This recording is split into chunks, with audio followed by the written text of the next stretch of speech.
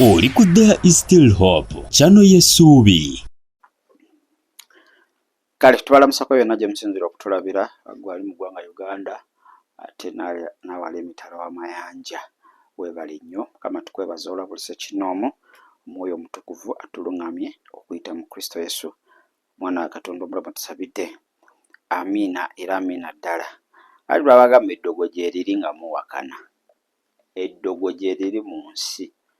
Lwakuba nti gwali mu Kristo Yesu, ago gabanga amawulire tebikwatako, teri kyakulwanyisa kinaaweesebwa. Yesu ali waggulu w'eddogo. Naye n'obanga wakkiriza Kristo naye nga totambula nga wayagala, eddogo gye liri era likoze ku bantu. Kankubuulire. Kakati Sipiika wa Paalamenti ye-12 ow'eggwanga Uganda, Right Honourable Oboth avuddeyo n'agamba bannange, mpulira eddogo gye liri mu Paalamenti. Era waliwo abaagala omukunkumula omukono mu kibya nga bakozesa eddogo, bamusuuze ogufa ogunene. I think ogwa nnamba ziringa 4, namba 3 mu ggwanga Uganda. N'agamba ne munsabire eddogo. Eddogo lindi bubi. Beera awo n'owulira ebikaaba bikuba ku luggi, owulira ebitakula, naye kambabuulire keetonye kagwake. Katonda yampa ekifo kino agenda kinkuumiramu. Abantu kabatambule bwereere, kabanyookeze, kabafuuwe emmindi. Teri agenda kunzija mu kifo ky'obwa Sipiika. Katonda kye yagamba nti ye teri asobola kuwakanya maanyi ga Katonda. Era n'agamba manyi waliwo ali waggulu w'eddogo.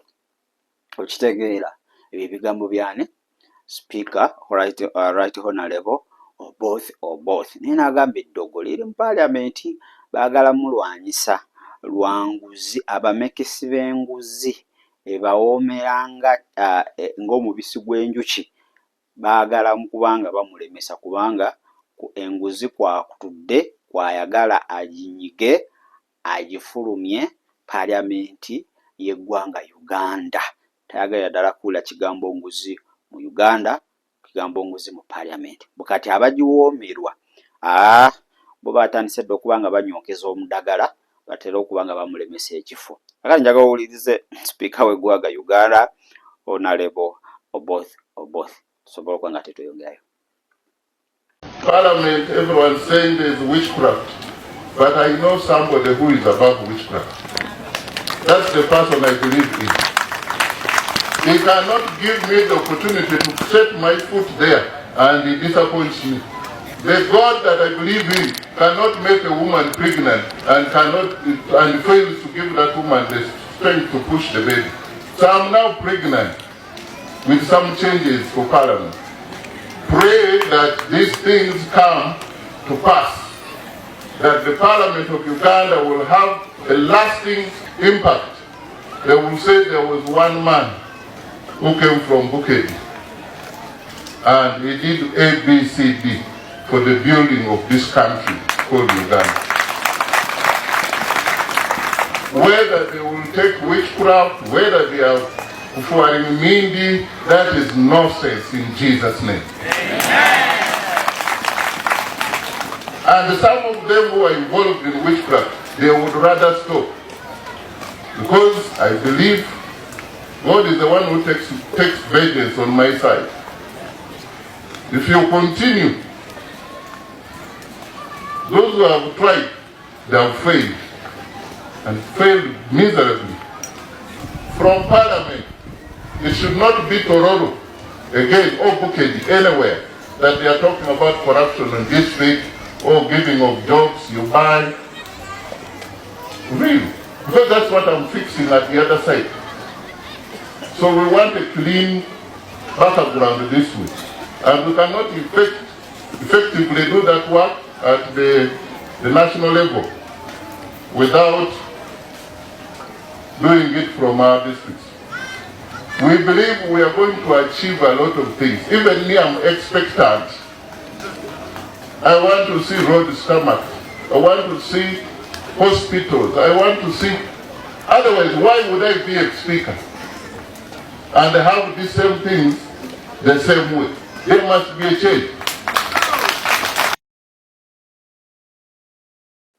Honorable muwulidde oboth nga nnyonnyola bweno kankubire teri watali ddogo kati omuntu aleebuuza naye mu paalamenti kati mu paalamenti eddogo lituukamu litya akati mu paalamenti gwe kankubula eddogo liri buli wamu naye ekifo ekirala kyamanya ekirimu eddogo obutale obwo maama eddogo liri mu butale liriko ne transformer. My goodness. Era okukola mu katale nga tomanyi Katonda nga teweekutte ku Yesu nowenyweza what? Omudaala ennyaanya zijja kuvundiranga ku mudaala. Era mu katale omwo abateekutte Katonda balina gye beekutte ku sitaani. Omuntu akeera n'atambuza omudagala ku midaala gya banne n'akokota n'ayoola n'anyookeza n'afuuwa emindi. So eddogo olaba liri mu maka gye tubeera.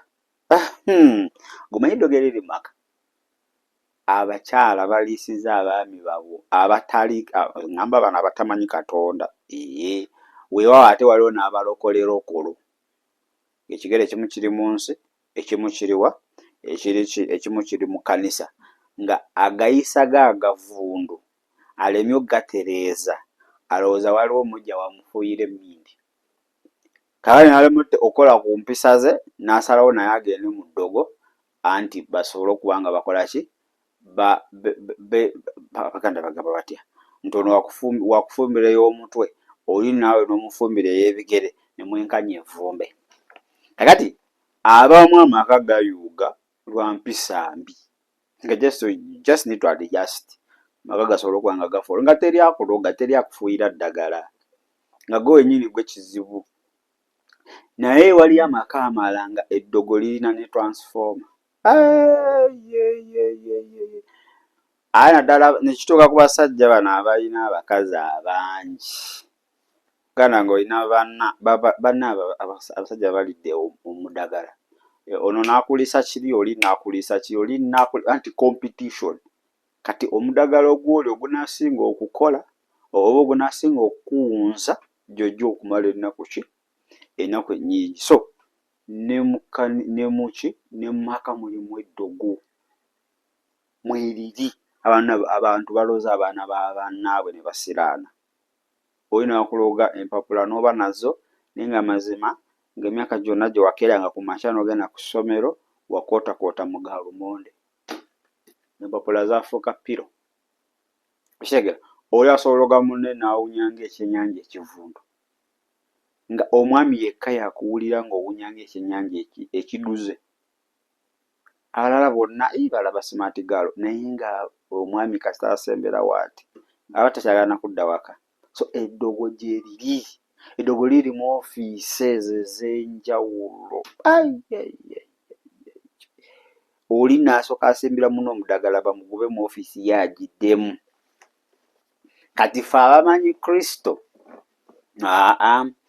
teri ddogo eri Isirayiri. Naye Isirayiri oyo alina okuba nga naye akoze eki? Akola okwagala kwa Katonda.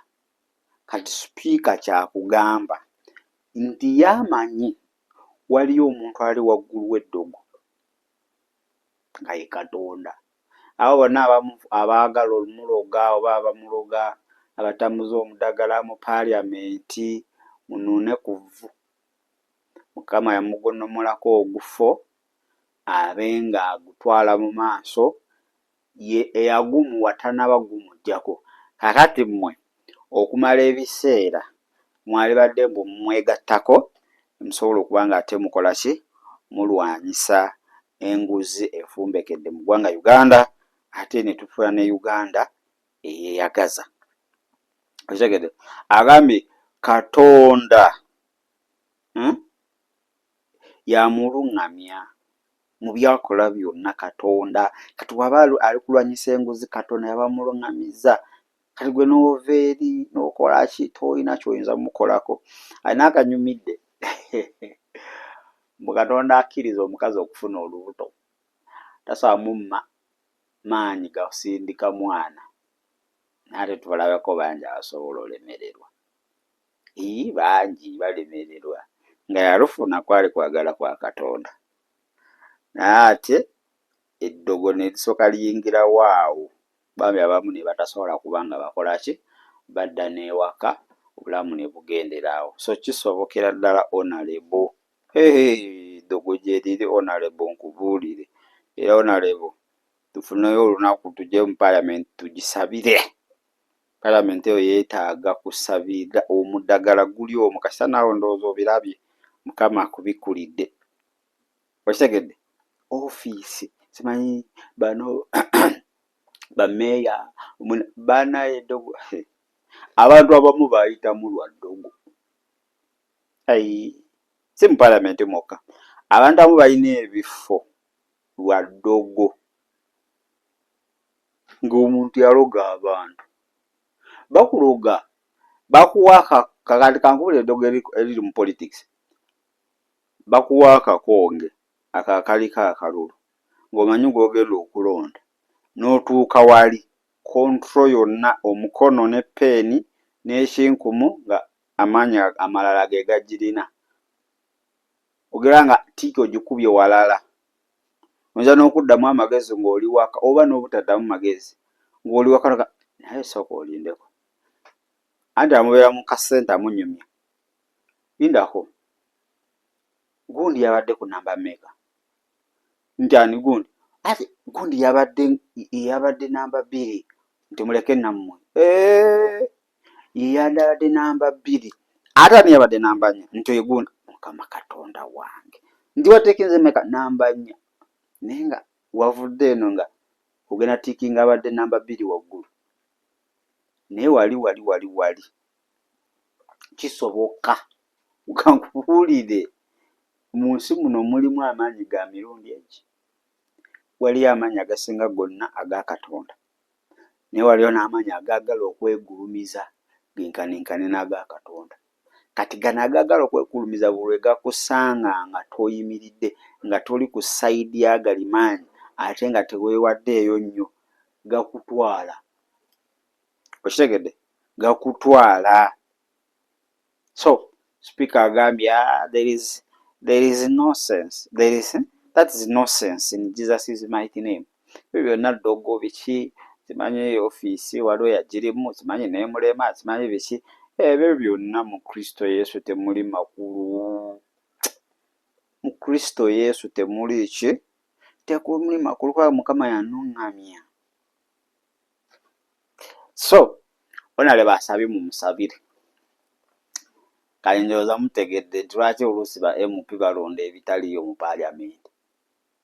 Batuuka okuteesa ne bateesa ebitakwatagana.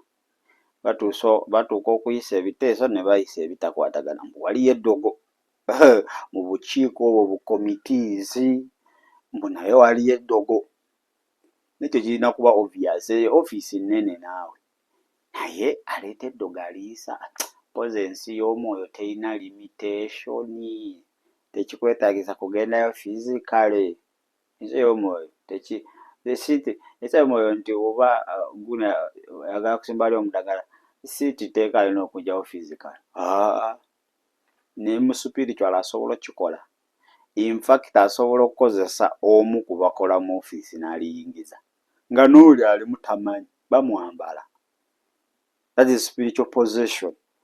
Omuntu asobola okwambala maidi wo n'aleeta eddogo ewaka, bamukuba amaanyi amalala n'aleeta eddogo ewaka.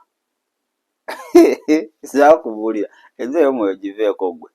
Ensi ey'omwoyo yeetaaga muganda wange ng'olina amaanyi ag'enjawulo ag'obwa Katonda. Nti ne wamukuba spells n'ajja nalyo, aba atuukawo ati ku gate oba mu muliro ayingirawo ati, n'asooka asinkanawo amaanyi ag'obwa Katonda ne gali ne galisaayo. Yalisindise bakubira simu, gundi ali bubi ali ku kitanda, nti ate kiki tetumanyi, abadde wano tugeze olaba asambagala, mu mutima gukuba nnyo, ate akataago keeraze kaagala kwatikamu. Kumbe bwe yabadde asindise bigenze ne bisisinkana above. Maama nnyabo. Ate okumanya sitaani mubi oba eddogo libi, weebikomawo ewuwa muganda wange biba bibi byo tebiriiko mbuno mukama waffe yatusiinise webidda wejjusa naawe olozaako oluusi kyebibadde bigenda okukola oli ate bikomekereza nga zibikoze ki bikoze goba oloze baana ba munno basiruwale babe nga bayika endusu webikyuka biti muganda wange ogenda okukomekeza nga ababa ate bebakoze ki bebayiisa endusu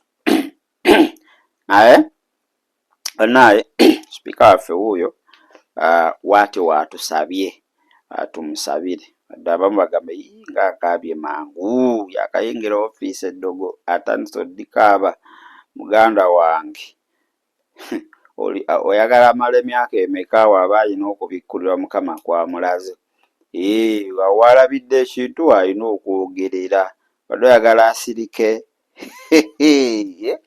wadde oyagala asirike musajja mutuufu muleke muganda wange musajja mutuufu yeetaaga Yesu amutaase kubanga bamafiya bayinza okuba baagala musuuza ki musuuza ate kifo kale Isaaya 5:17 egamba teri kyakulwanyisa kyonna ekiweeseddwa ekinaalaba omukisa so naffe Right Honorable tukugamba teri kyakulwanyisa kyonna ekiweeseddwa ekinaalaba omukisa naye era sitiri olina okuba nga naawe otambulira mu kwagala kwa Katonda okubikkulira 3:7 Mukama agamba ye teri agamba nedda ate ne Abakolisi 2:2 kale byebyo bifa mu National Matters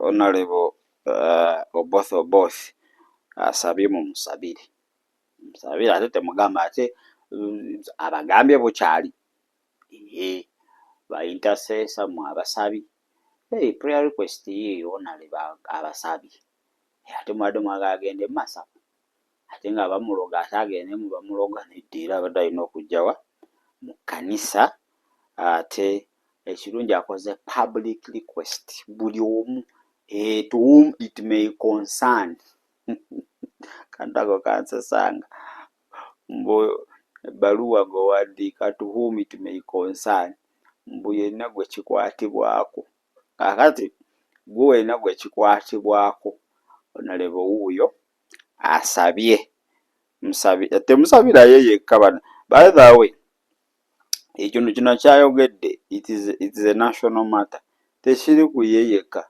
buli wamu gwe bwomanyi office kankuya sajja bakadide mu office nakanena omusajja ono n'atuuka okuba nga bamukulira kale naye nga ddogo gwe kankubuulire omusajja n'ogenda mu office naye nga nakena office eno obeeramu bavubuka abamu baloga nga tebabakyusa nabbakyusa bino ebya transfer bakyusa abalala naye ngaoyo tebamukyusa dogo kiti kidogo ojagamazi wano sirivaawo paka kufa sirivaawo balala bonna babakyuse beedimansa bonna ne babakyusa olina bamutwala eryo naye nga ye eryessomero tavaawo nawokola otanga yasembawo muddagala gwe era ne mugamba ku mpaka mbu agende gwe muleese ekinene ofiisi agitulamu olunaku olwo n'awulira ebiwuka ebimutambula ebimuluma ebiri mu lubuto n'awulira ebyenda nga babisalaasala aloota bafa aloota ofiisi n'agidduka n'agamba owaaye sika ofiisi erina okutya yankubira bagamba eddogo gyeriri yali eyo n'agamba waliwo omusajja alina essomero alina primary ne secondary ate alinako ne technical school naye baaloga ofiisi ya director nyini amaze emyaka 2 talinnya mu ofiisi ye ne waaba azze ku ssomero tugeze nga waliwo omukolo nga bamwesibyeko talindira mu ofiisi ava mu mmotoka n'agenda wali omukolo n'avaawo n'alinnya emmotoka ye eryo baliyita ddogo omusajja akusimbira omuti naye gwe weebaze Kristo weebaze Katonda nti ebyo byonna ameketanga ameketa ebinyeebwa tabirabamu. Gwe gankubuulire olina eddogo erikulemeddeko ng'owulira ogezaako otambule mu basamize bwe bakuwaanidde boona bigaanyi, gezaako bamuyita Yesu. Tagala kusaba mbuzi, tagala kusaba ndiga, tagala kusaba musaayi, tagala kusaba ki, bwereere. Bawo eri gye bakubbi ng'oguze embuzi singa wali wasiba faamu singa kati gw'omu ku bagagga mu ggwanga ng'oguze buli kimu. Gezaako Kristo Yesu talemererwa. Buuza ffe abakulasitaani omusajja twali tumutya. Alina obuyinza obusukkulumye, alina amaanyi agasukkulumye, alina ekigambo ekisembayo. Wasala n'agamba tosuula. Wagamba nti gwe sitaani w'okola otya, oyo waakubeerawo paka atuukirize emirimu gyange, ajja kubeerawo newe gwaka omulogo ne watambula bwereere tewali kisobola kubeerako. In fact gyako mu kuloga gy'okoma okukulaakulana. Awo n'awulira obusungu n'akuvaako. Kakireka bwe mulogo eri nga bitereera kati kamwesonyiwe. Okitegedde? Bamuyita Yesu Kristo talemererwa. Kati leero gw'oba okkiriza olaba ne sipiika ategedde. Tayise maama Fiina, tayise baani. Ategedde nti Kristo Yesu ye kkubo n'amazima n'obulamu, yamukumya okutuusa olwaleero, yamuwadde yafeesi eyo. Wabaawo ekitataaganya yafeesi, alina kudduka gy'ali. Kati gwani olaba abagagga balifaalinga ku Katonda, abalina ssente. Okitegedde abalina buli kimu kye weegomba balifaalinga ku Katonda. Kati who are you, what are you? Gamba Yesu onsaasire. Balina bye neesiga basamize, simanyi kola kino simanyi kola kiri, naye nzudde nti osukkulumye byonna. Nkuwa obulamu bwange obeere mukama wabwe era omulokozi waabwo. Onsaasire obutali butuukirivu bwange, onaze n'omusaayi gw'ontukuze okuyita mu Kristo Yesu Mwana wa Katonda omulamu. Amiina era amiina ddala. Kale kanetwolemuko katono wekomawo bingi bye tugenda okuba nga ate tukwasaganya. Nkwagaliza akawungeezi akalungi. Weebale kulaba There is Still Hope. Okumanya ebisingawo tukubire ku 0752 34 14 47 oba ku 0761 08 83 15. Osobola n'otufuna ku email eya tshitv74@gmail.com. Eno ye There is Still Hope, channel y'essuubi.